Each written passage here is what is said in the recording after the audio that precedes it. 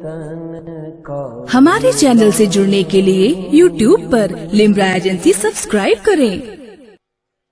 उलमाए ज़बील एहतराम, मशाइख़ अहले सुन्नत, हाज़िरीन अहले सुन्नत व जमात, अस्सलामु अलैकुम व रहमतुल्लाहि व बरकातुहू।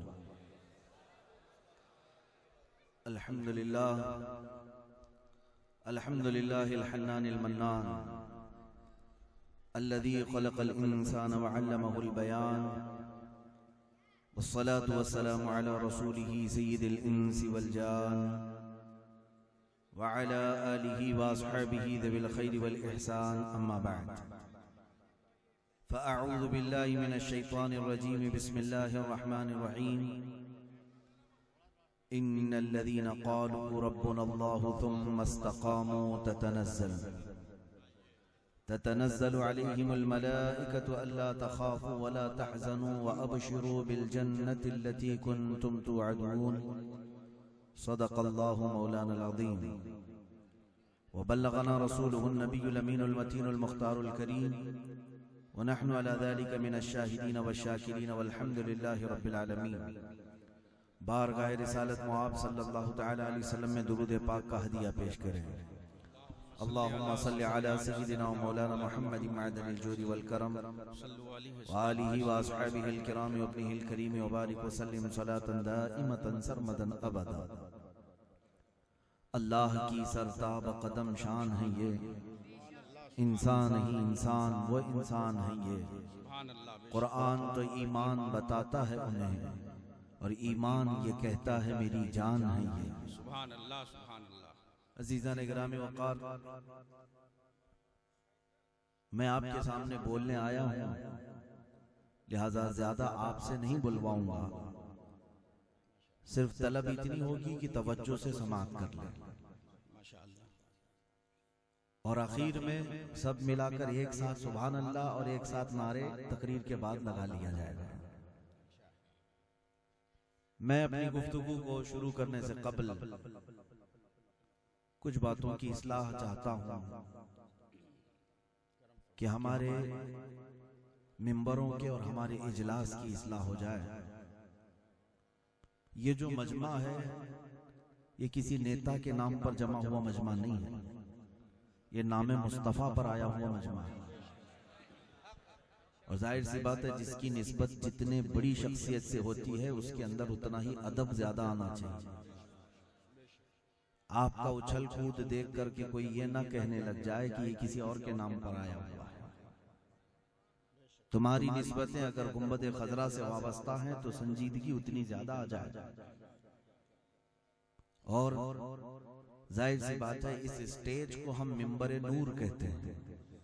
यहाँ से अहादीस रसूल नश्र की जाती है, मुस्तफ़ा करीम सल्लल्लाहु अलैहि वसल्लम के फरामीन दूसरों तक मुंतकिल किए जाते हैं। इस मिंबर पर बैठने वाले हर आलिम, हर कारी, हर हाफिज और हर ज़ी शऊर की ये जिम्मेदारी होती है कि उसे कहाँ बिठाया गया इसका एहसास कर ले। ये बहुत बड़ी जिम्मेदारी की बात है। नाते रसूल सल्लल्लाहु तआला अलैहि वसल्लम पढ़ने वाले शौरा, ये जरूरी नहीं है कि मजमा आपकी दाद दे, आपको आफरीन कहे। आप नात पढ़ते हैं सिर्फ अपने नबी को राजी करने के लिए। सुभान अल्लाह। और जब तक आपका ये मकसद रहेगा मौला तुम्हारी जुबानों में मिठास रखेगा। ये पैसे, ये नोट आते जाते रहते हैं, अगर एक बार तुमसे नबी राजी हो गए तो पूरी कायनात कदमों में आ जाएगी। इस मकसद के साथ नाते पाक पढ़ा जाए। और मुसलमानों, हम तो सुन्नी हैं और अपने नबी को हाजिर और नाजिर जानते हैं। हुजूर पाक सल्लल्लाहु तआला अलैहि वसल्लम को जो हाजिर और नाजिर मानते हैं, जाहिर सी बात है जब नबी को कोई अपने सामने मौजूद पाता हो तो वहां का तो हाल ये होना चाहिए कि फरमाया गया नफस गुम करदा मी आयत जुनेदो बा यजीदी जा। हुजूर के रोजे के पास भी अगर जुनेद बगदादी और बा यजीद बुस्तामी, वक्त के बड़े औलिया की बात कर रहा हूं, ये भी अगर हुजूर के दरबार में आते थे तो अपनी सांसों को भी रोक लेते थे। सांसों को रोक लेते थे कि कहीं हमारी निकलने वाली सांसों से रोज़े रसूल की बेअदबी ना होने पाए। इमाम आजम अबू हनीफा रज़ी अल्लाह ताला अन्हु जब मदीना तैयबा जाते तो 3 दिन से ज्यादा क़याम नहीं करते, निकल जाते थे। लोग पूछते आप बड़े आशिक रसूल हैं, हर कोई मदीने आकर रहना चाहता, आप जाते क्यों हैं? इमाम आजम अबू हनीफा फरमाते हैं मैं जब तक मदीने रसूल में रहता हूँ अपना वजू नहीं टूटने देता, और 3 दिन से ज्यादा तकाज़े बशरियत ये है कि मुझे हाजत के लिए जाना पड़ता है और मैं मदीने में क़ज़ाए हाजत नहीं करता। ये हमारे असलाफ इमाम मालिक रज़ी अल्लाह ताला अन्हु सवारी पर नहीं चलते थे। हुजूर पाक सल्लल्लाहु ताला अलैहि वसल्लम जिस जमीन पर कदम रखे वहां के जर्रों को उठाकर चूमते थे। इमाम शाफी रहमतुल्लाह ताला अलैह मदीने की पुरानी दीवारों को बोसा देते। कोई अगर कहता कि इन्हें क्या कर रहे हो, वो कहते कि मैं इसलिए बोसा देता हूँ कि बड़ी पुरानी दीवार है, कहीं हुजूर ने इसे देखा हो। लोग कहते कि कहाँ हुजूर पाक नीचे देखकर चलते थे, जरूरी नहीं कि हुजूर ने देखा हो। इमाम शाफी कहते कोई बात नहीं, दीवार ने तो हुजूर को देखा हो।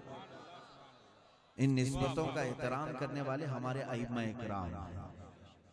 लेकिन आज के हालात में इस्लाही तौर पर आपके सामने ये बात मेरे मौजू से मुतालिक चीज नहीं है, लेकिन इन जलसों को, इनकी रूहानियत को बरकरार रखा जाए।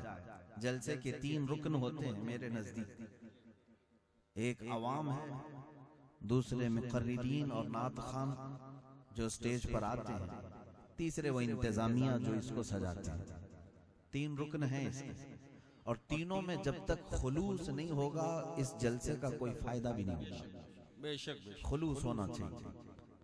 हालात ऐसे ना हो कि हम देख रहे हैं कि मजमा इसलिए आया है कि चलो देख लेते हैं, बेवजू आ गए और पान खाते गुटखा खाते हुजूर की बातें सुनने के लिए बैठ गए। ये आदाब में मजलिस खत्म कर दिया गया है, तो तुम्हारे दिल के अंदर वो बातें कैसे जाएंगी? हम मस्जिद में नापाकी की हालत में नहीं जाते तो महफिल रसूल में कैसे आ सकते हैं?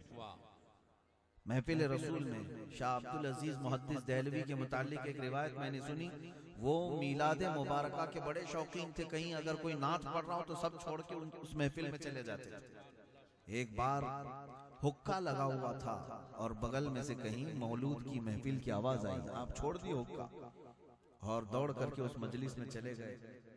और उस मजलिस में जब बैठे झूमने लगे, वजद आ गया और आंखें बंद हुई थी कि हुजूर पाक का दीदार हो उस मजलिस में। लेकिन किस हालत में? फरमाया रसूल पाक सल्लल्लाहु अलैहि वसल्लम का चेहरा जलाल के आलम में सुर्ख था, जलाल में थे। शेख अब्दुल अजीज कहते हैं कि मैं डर गया कि रसूल पाक मेरे ऊपर जलाल फरमा रहे, नाराज हैं। हुजूर पाक से अदबन अर्ज किया कि आका मुझसे कोई खता हुई? रसूल पाक सल्लल्लाहु अलैहि वसल्लम ने इरशाद फरमाया, अब्दुल अजीज तुझे शर्म नहीं आती, हुक्के का मुंह लेकर मेरी महफिल में आ गया। मेरे अजीजों, ये औलिया कामिलीन की बातें मैं तुम तक नकल कर रहा हूँ। इन महफिलों के आदाब जब तक बजा नहीं लाओगे तुम्हारे दिलों में ये बातें नहीं उतरेंगी।